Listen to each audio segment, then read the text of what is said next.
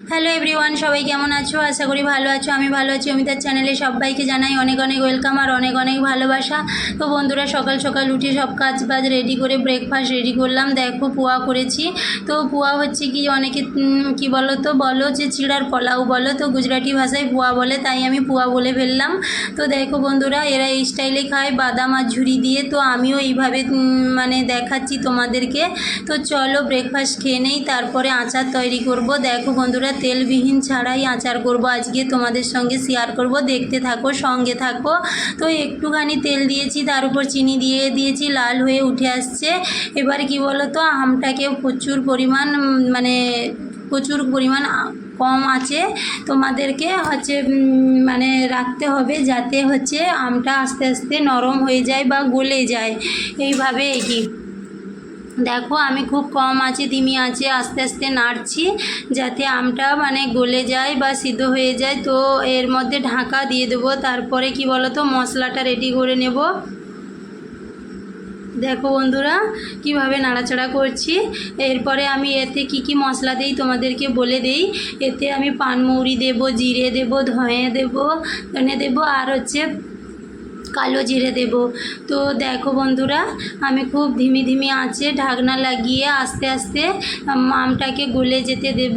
তারপরে খুব তাড়াতাড়ি করে মানে নাড়াচাড়া করতে হবে, না হলে সাইডে সাইডে বসে যাবে। যেহেতু তেল নেই, তেলবিহীন আমি আচারটা রেডি করছি, তার জন্য এই রকম হচ্ছে। তো খুব মানে কম আঁচেই করতে হবে। দেখো বন্ধুরা, আর অনেক টাইম লাগবে, আমি এটা অনেক টাইম ধরেই করেছি জানো বন্ধুরা। তো অনেকে বলো যে আচার হচ্ছে হয় মানে তেলবিহীনও হয় অনেকে। তো দেখো, চলো আমি হচ্ছে সঙ্গে থাকো, আমি কীভাবে আচারটা রেসিপিটা বানাই, তো দেখতে থাকো। এইভাবে আমি বারবার হচ্ছে ঢাকা লাগাচ্ছি আর ঢাকা খুলছি আর ধিমি আঁচে দেওয়ার চেষ্টা করছি। আর এখানে দেখো বন্ধুরা, আমি চিনি নিয়ে নিয়েছি। আমটা ভীষণ পরিমাণ টক ছিল, তাই আমি অনেকগুলো মানে চিনি ঢালতে হলো। তো দেখো কতগুলো চিনি ঢালছি আমি। দেখেছো বন্ধুরা, আমটা পুরো সিদ্ধ হয়ে গেছে, একদম নরম হয়ে গেছে। তখনই আমি ওইটা কি বলতো, চিনিটা ঢেলে দেব, দিয়ে নাড়াচাড়া করতে থাকবে। আর বন্ধুরা, একদম মানে জোরে আঁচ দেবে না, দিলে কি বলতো আমটা হচ্ছে মানে সাইডে লেগে যেতে পারে। তো আমি একটু আঁচ বাড়িয়ে দিয়েছিলাম। দেখো বন্ধুরা, আমার সাইডে একটু হালকা কেমন হয়ে যাচ্ছে, লাল লাল হয়ে, তাই একদম ধিমি করে দিলাম। তো তোমরাও এইভাবে ধিমি ধিমিভাবে হচ্ছে নাড়াচাড়া করে নেবে বারবার, না হলে বসে যেতে পারে। তো চিনিটা দিয়ে যতক্ষণ না চিনিটা গলে লাল হয়ে উঠছে, ততক্ষণ নাড়াচাড়া করতেই থাকবে। দেখো বন্ধুরা, কিভাবে আমি করছি। একটু বসে যেতে পারে, কারণ এখানে তেলটা খুবই কম অ্যাড করেছি, তো তাই তাই এইভাবে হবে। বুঝতে পারছো তো বন্ধুরা? দেখো চিনিটা দিয়ে দিয়েছি প্রচুর পরিমাণ। তোমরা তো দেখলে আমি কতটুকু তেল দিয়েছি, তার উপরে চিনি দিয়েছি। দেখেছো, একদম লাল লাল হয়ে আসছে, পুরো ঘেঁটে ঘেঁটে গেছে। এরপরে আমি হচ্ছে কি বলো তো ফুটতে দেব। তারপরে আমি এতে লাল লঙ্কার গুঁড়োও দিয়ে দেব, তাহলে কালারটা খুব সুন্দর আসবে আর স্মেলটাও খুব সুন্দর ভালো ছাড়ছে।